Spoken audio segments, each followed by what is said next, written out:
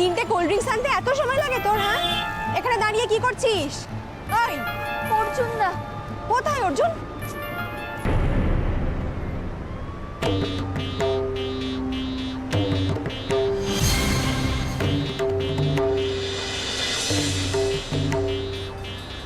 বাপরে বাপ, গলা তো শুকিয়ে গেল। হ্যাঁ রে, তোরা দুজনে এখানে দাঁড়িয়ে আছিস, কোল্ড ড্রিঙ্ক কিনেছিস? থাক, আর তোদের কোল্ড ড্রিঙ্ক কিনতে হবে না, আমি গিয়ে কিনে আসছি। আশ্চর্য।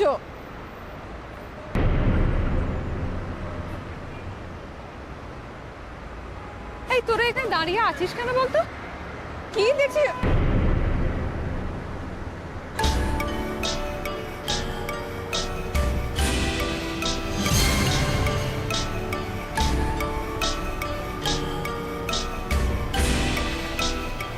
মেয়েটা কে কৃষ্ণা? কিরে, তোকে কিছু জিজ্ঞেস করছি, মেয়েটা কে চিনিস?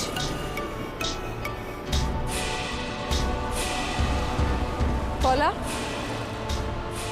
তুই জানিস মেয়েটা কে? আমি এই মেয়েটাকে আগেও দেখেছি, শিবরাত্রির দিন আর হোলির দিন। অর্জুন দার সঙ্গে।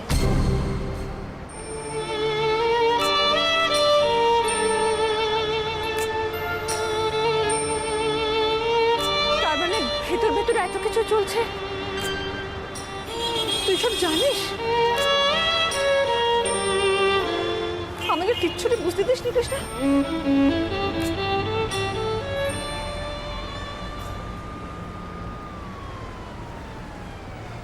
বাড়ি চল,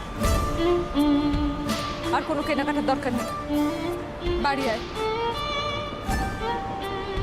আয়।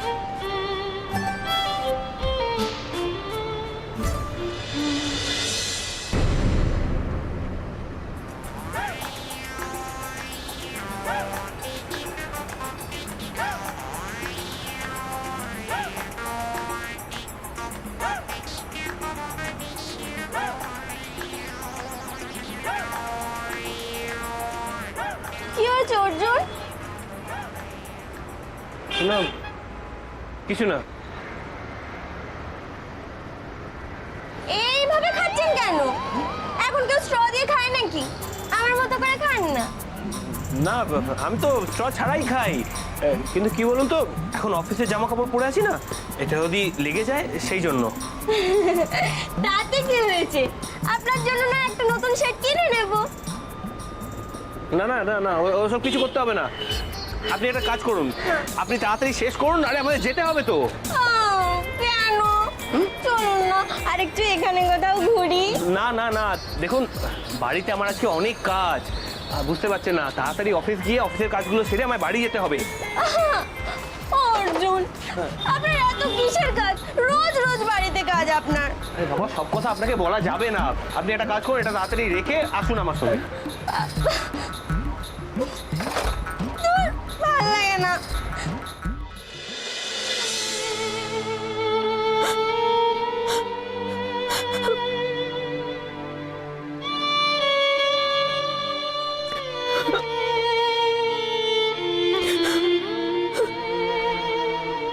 বোমা, কাঁদছো কেন? বলবে তো কাঁদছো কেন? বৌমা, আরে কিছু তো বলো। মহা মুশকিল। এই বলা, এই তুই বল, তোরা কি সবাই মুখে কুলু বেরিয়েছিস নাকি? বলা।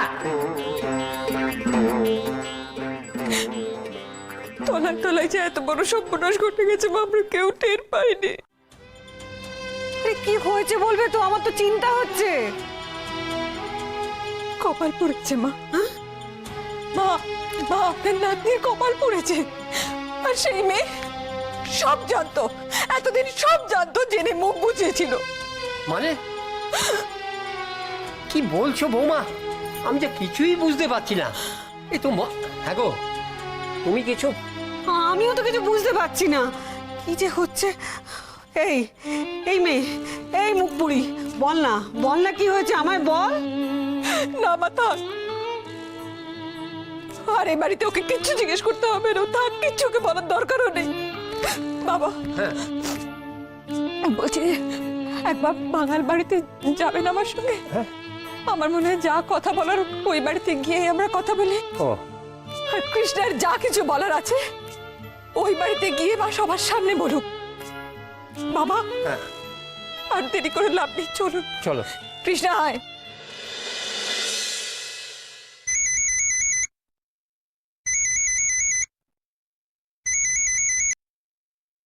বলো। হ্যাঁ মহারানী, শোনো না, প্লিজ প্লিজ প্লিজ, না বলবে না কিন্তু। আমি একবার তোমার সঙ্গে দেখা করতে চাই এক্ষুনি। কেন? আমার সঙ্গে কি দরকার তোমার? হ্যাঁ, আরে সব কথা ফোনে বলা যায় নাকি? শোনো না, শোনো না, প্লিজ প্লিজ এসো না, একবার দেখা করি তোমার সঙ্গে। আমি না তোমাদের বাড়ির পাশে যে গলিটা আছে সেখানে ওয়েট করছি, তাড়াতাড়ি চলে এসো। দেখো না বলবে না কিন্তু, আমি ওয়েট করছি। হ্যাঁ প্লিজ প্লিজ প্লিজ চলে এসো মহারানী।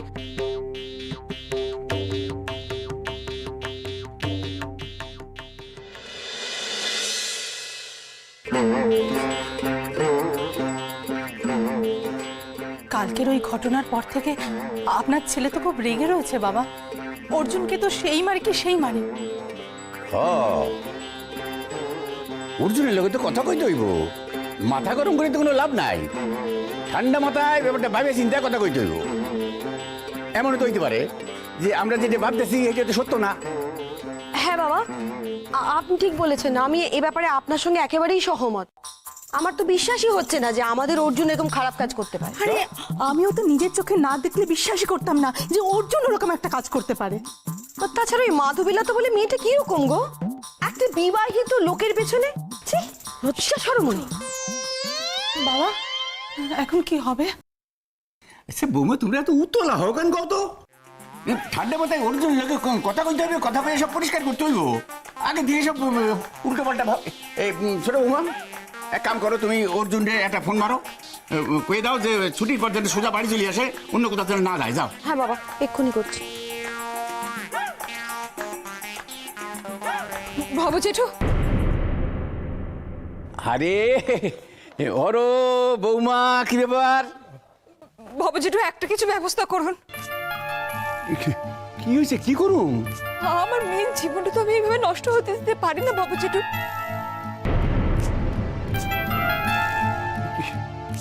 কি হয়েছে দেখি কও। কেন কি হয়েছে পরমা? কৃষ্ণার কি হয়েছে? তোমরা যা ছেলে খেলা শুরু করেছো, কৃষ্ণ আর অর্জুনের বিয়েটাই তো ভেঙে যাবে।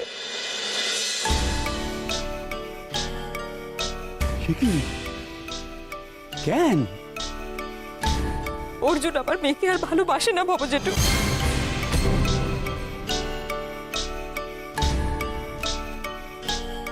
কি কও তুমি বৌমা? আমি ঠিকই বলছি বাবু জেঠু। অর্জুন একটি অন্য মেয়েকে ভালোবাসে।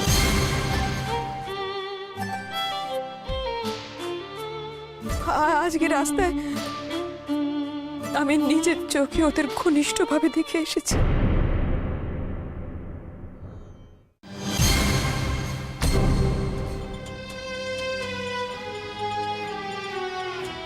কৃষ্ণ জানে, সবই জানে, পলাও জানে। পলা বলল মেয়েটি নাকি অর্জুনের সঙ্গে অফিসে কাজ করে।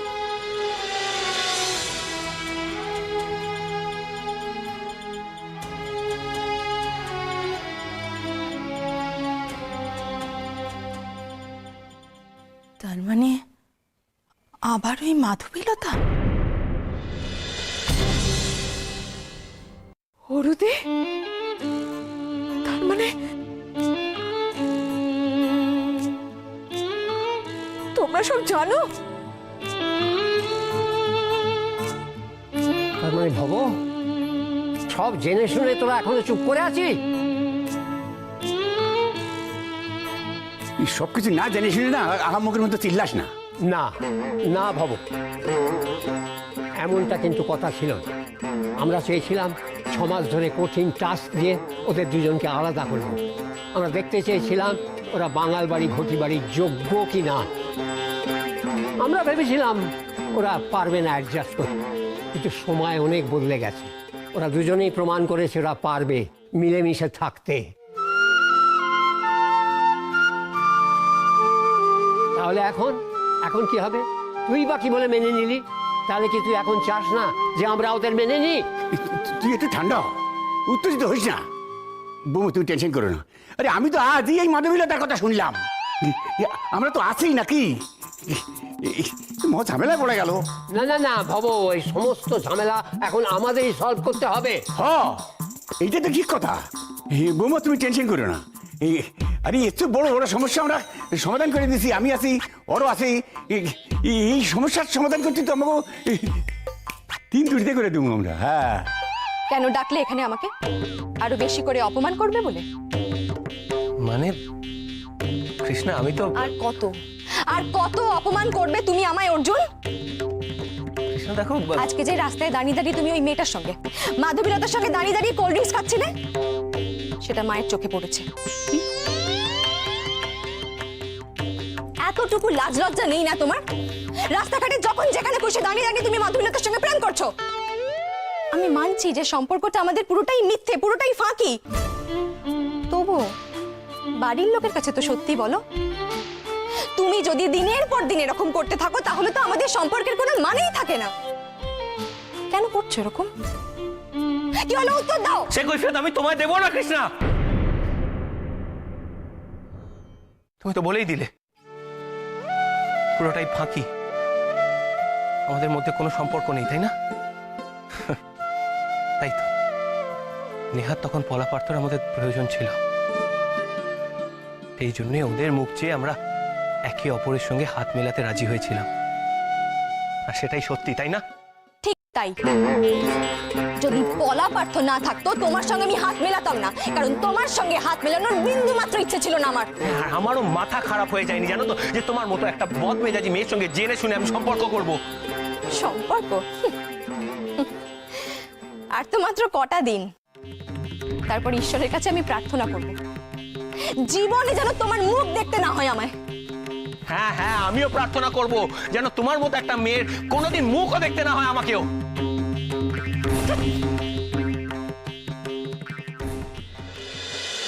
6 মাস তো প্রায় শেষ হতে চললো বাবা।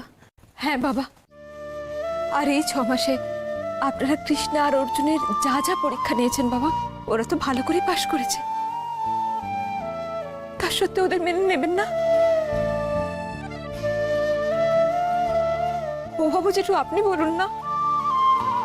বাবা, কৃষ্ণা আর অর্জুনের মধ্যে যে ঝগড়া অশান্তি, এগুলো কিন্তু ওদের ছেলে মানুষই। ওরা কিন্তু আসলে দুজন দুজনকে খুব ভালোবাসে।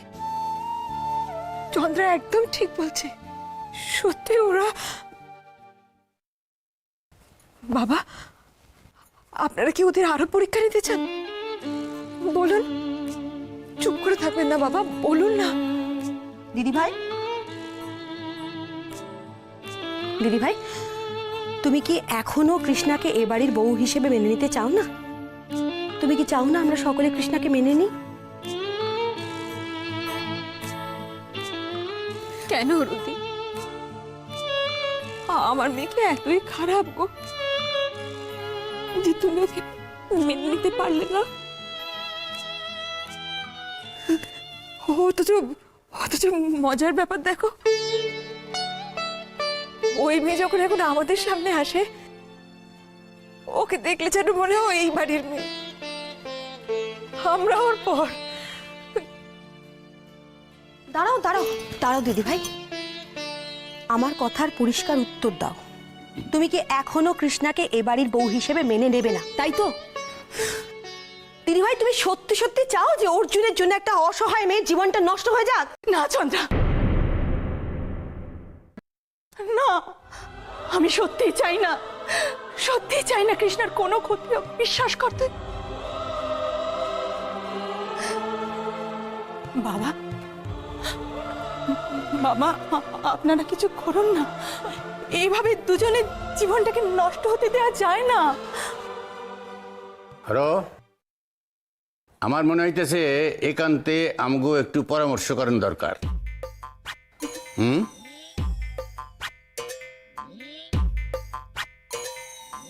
তুই ঠিকই বলেছিস ভব। তারপর আমরা কথা বলবো অর্জুন আর কৃষ্ণার সঙ্গে। ঠিক।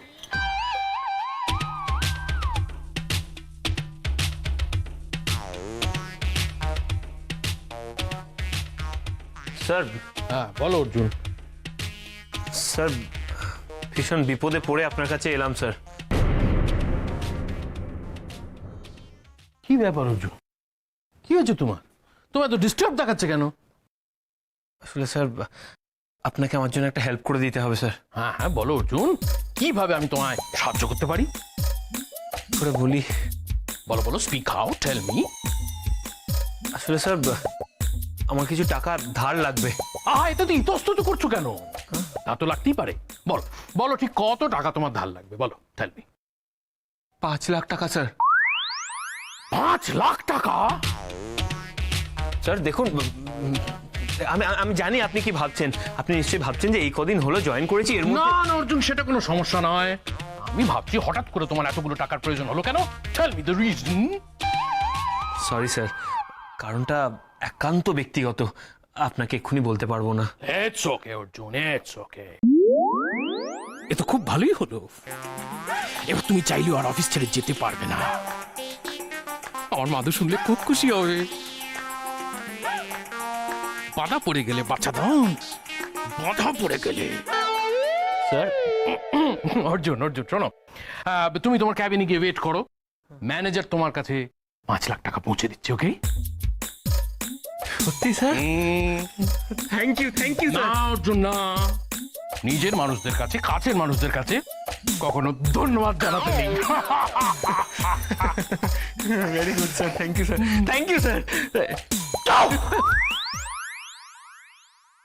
মাধুরে মাধু, এবার তুই হবি বধু। পেশানাই বাজলো বলে মা। পা পা পা পা পা পা পা পা। বসাই রে, অহন্তরি লোহা গরম আছে, এখনই গা মারতে হইব, আর দেরি করা চলবো না। দুইজনের মধ্যে তো আবার ঝগড়া জাতি লাইগা গেছে ওই বান্ধবী লতারে লইয়া। হ্যাঁ, কিন্তু চিন্তা হচ্ছে একটা বিষয় নিয়ে, বুঝলে? আবার কিসে চিন্তা? এই পরমা আর বাবা ওদের মধ্যে না আবার ভাগ করিয়ে দেয়। লোকের তো অভাব নাই, সে অমুক বাসায় আছে ভাব করেন জন্য। আমার ছোট বউ চন্দ্রা, ও না না, তুমি আর দেরি করো না, তুমি তাড়াতাড়ি তাড়াতাড়ি লাস্ট টাস্কটা দিয়ে দাও, একদম দেরি করো না বলে দিচ্ছি। ওরে বাবা, আমারই শুধু দিতে হইব?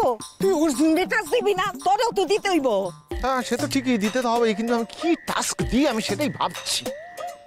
এইবারে এমন একটা সত্য টাস্ক দিব না যে দুইজনে বাপ বাপ কইরা যে যার ঘরে ফিরা যাইব। এতদিন ধইরা তো এক লগে কাম করতো না, এই জন্য পাশ কইরা গেছে। ওরকমটা হইব না আর। আরে বাবা, খোলসা করে বলো না তোমার প্ল্যানিংটা কি, আমার তো সব মাথার উপর দিয়ে বেরিয়ে যাচ্ছে। ওরে বসাই রে, তোর মাথায় কি কিছু নাই রে? তোর মাথায় কি আছে? গোবর পোড়া, এই জন্য তোর বাবা এত রাগ করে। শুনে যা।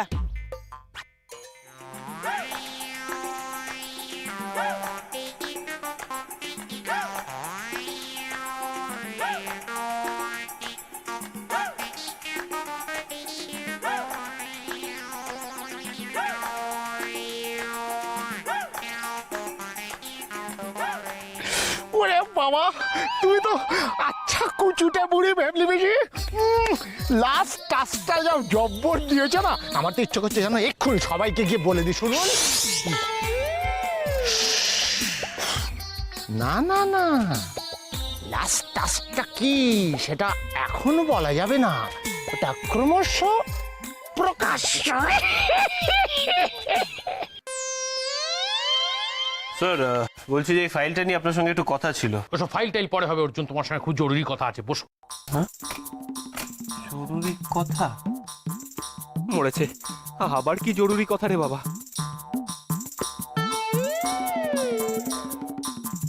Sit down, Arjun.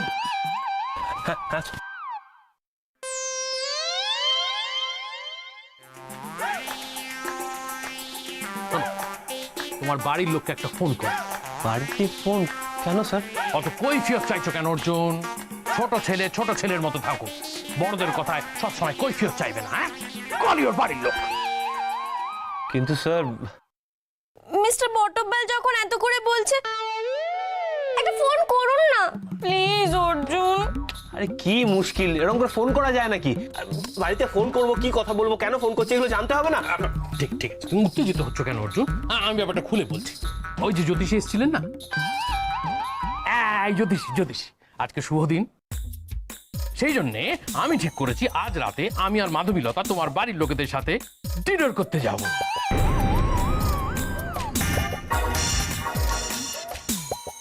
এতে করে তোমার বাড়ির লোকের সঙ্গে আলাপ পরিচয় হবে, সখ্যতা টক্ষতা বাড়বে। এই ব্যাপারটাই তুমি তোমার বাড়ির লোককে এক্ষুনি ফোন করে জানিয়ে দাও। শুনেছি তোমাদের ওই দোকানের মিষ্টি নাকি খুব বিখ্যাত। শোনো অর্জুন, মেনুতে যাই থাক না কেন, শেষ পাতে কিন্তু আমার ওই ক্ষীরমোহনটা চাই।